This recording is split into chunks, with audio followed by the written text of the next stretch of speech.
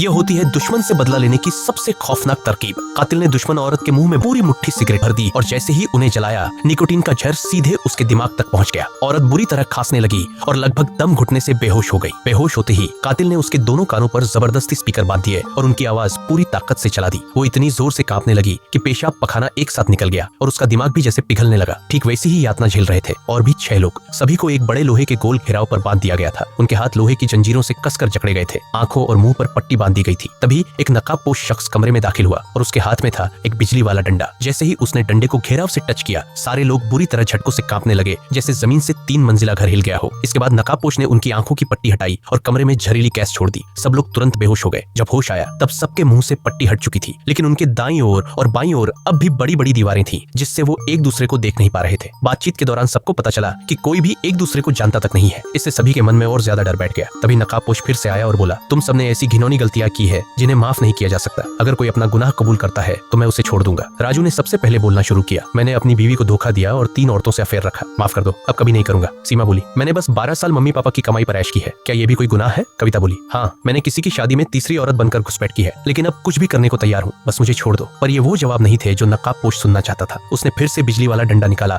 और सबको एक बार फिर करंट दे मारा। इसके बाद वो एक बाल्टी में भरी पेंसिलें लेकर आया। उसने एक आदमी के सामने जाकर एक पेंसिल उठाई और उसे सीधा उसके शरीर में घुसेड़ दी। बाकी सब डर से पेशाब कर बैठे, लेकिन नकाबपोश तो जैसे चेतावनी दे रहा था, समय कम है, मान जाओ। घायल आदमी की चीखें बढ़ती रहीं और कुछ ही देर में उसकी मौत हो गई। सब कुछ इस तरह से किया गया कि बाकी लोग देख नहीं पाए कि किसके साथ क्या हुआ। सिर्फ अनुमान और डर ही उनके पास बचा था। फिर से कमरा धुंध से भर गया और जब सबकी आंख खुली तो देखा कि उनके दाएं हाथ अब खुले हुए हैं। राजू ने गौर किया कि सबको एक गोल घेरे में कैद किया गया है। उसने कहा, चलो मिलकर इसे घुमाते हैं, शायद कुछ रास्ता निकले। लेकिन जैसे ही उन्होंने घेरा घुमाया, कविता की चीख निकल गई। उसके बाद जब मोहित की बारी आई तो वो भी डर के मारे चौंक गया। जमीन पर एक कटी हुई उंगली पड़ी थी जिसमें एक पेंसिल घुसी हुई थी। मोहित ने वो पेंसिल चुपचाप उठा ली और प्लान बनाया कि जैसे ही नकाबपोश आए वो हमला करेगा। कुछ ही पलों में नकाबपोश आया और मोहित के सामने बैठ गया। मोहित ने मौका देखकर उस पर पेंसिल से वार कर दिया, लेकिन वार बस कंधे पर हुआ और जानलेवा साबित नहीं हुआ। मोहित डर से कांपने लगा, लेकिन नकाबपोश कुछ नहीं बोला। इसके बजाय उसने सबको एक एक पेंसिल और कागज दे दिया और कहा, जो कहना चाहते हो पर मुंह से नहीं बोल सकते वो लिख दो। अब सबको समझ आया कि दायां हाथ खोलने की वजह यही थी। नकाबपोश चाहता था कि वे सब खुद लिखकर अपना अपराध कबूल करे। सीमा ने कहा, पैसे चाहिए तो ले लो, मेरे पापा बहुत अमीर हैं। कविता बोली, मैं तो पैसे भी दूंगी और अपने कुछ फ्रेंड्स को भी बुला सकती हूँ। पर नकाबपोश न पैसे चाहता था न औरतें, वो बस सच जानना चाहता था।